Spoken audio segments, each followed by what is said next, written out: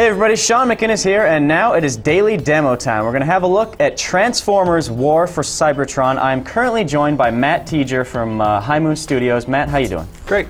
How you doing? I'm doing great. Glad to have you join us. So Matt, you guys are working on the first Transformers game in a number of years that's not tied to a movie. How are you guys taking advantage of that? Actually, it's been fantastic for us because we're going to get to go to Cybertron, homeworld of the Transformers, and because we were focused on purely the gameplay side of things, we haven't had to kind of sync up with any other materials. It's proven to be very liberating for us making the game. Cool. Well, we've got it booted up right here. Let's take a look at the gameplay right now.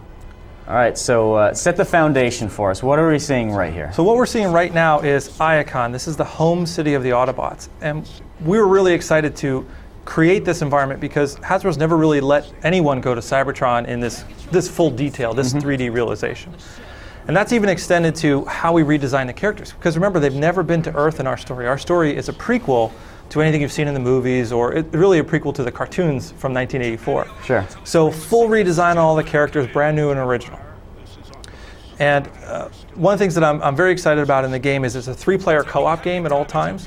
So you can play with 2 AI buddies, but you can also be playing with 2 real friends. Drop in, drop out co-op. So the story that's happening right now is that there are 2 separate campaigns, an Autobot and Decepticon.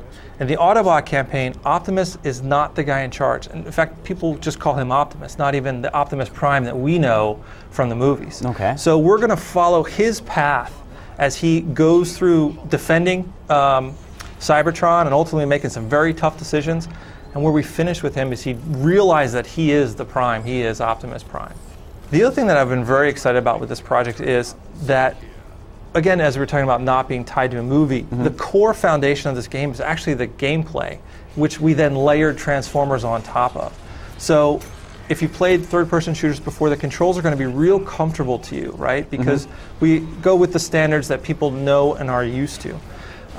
2 weapons that you can switch between any time, a segmented health system, fine aim, all that stuff that you're really used to. But then we layer the gameplay strategies of transformation and cool Transformer-based abilities on top of that. Now, you guys took some slight artistic liberties with those character designs. I know Optimus, he's not a semi-truck, he's a hover car in here, right? Yeah. So, you know, we originally started with some much more Earth-centric designs, and what we realized is we had to create a style and a look that made sense with the property but also worked for gameplay. And so hover cars made a lot more gameplay sense so that you can use your boost mode and your hover mode much faster and transform much more frequently. So we did take some liberties but stayed within the guardrails of what the Transformers canon is.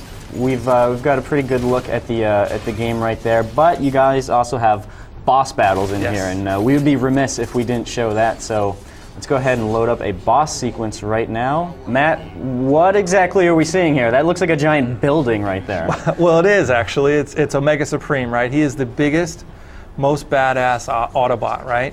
He is who we've been dealing with for the whole level before this, right? Not just a kind of one insular boss battle, but you know, bosses in this game are huge, and not just kind of in the story, but also physically very large, right? We have got a big boss on the other side too.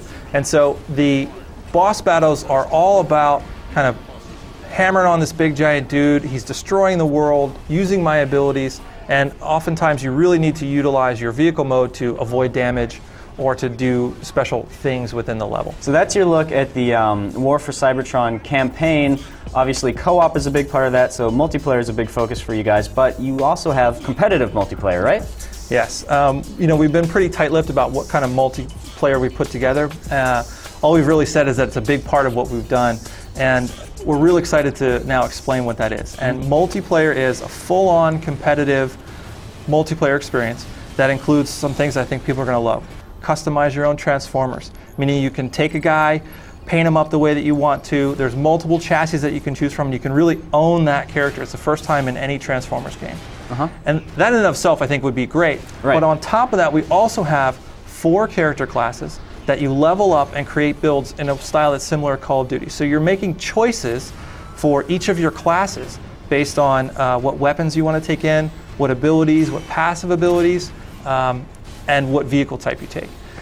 Great work there. Last question I've got for you is Transformers War for Cybertron. Which systems are you developing it for, and when do you expect it to be released? 360, Xbox 360, PS3, and the PC. We're coming out this summer. All right. Thank you very much, Matt. My pleasure. All right, and that is your look at Transformers War for Cybertron. On with the rest of the show.